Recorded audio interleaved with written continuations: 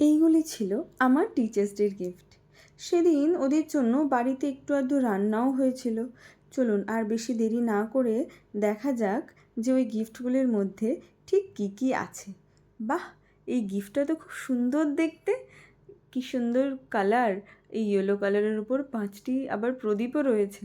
ওরা জানে আমি গিফটের র্যাপার খুলতে ভীষণ ভালোবাসি, সেই জন্য ওরা হাতে করে যতটুকুই জিনিস এনেছে না কেন সেটা ভালো করে প্যাকিং করে এনেছে। ওরা আমাকে এতটা আপন করে নেবে আমি কখনো ভাবতেই পারিনি।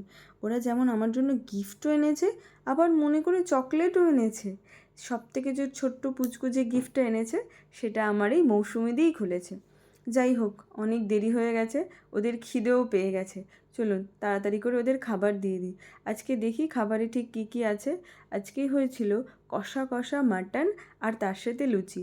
ওদেরকে যখন জিজ্ঞাসা করলাম কেমন হয়েছে, সবাই বলছে ভালো হয়েছে আন্টি, খুব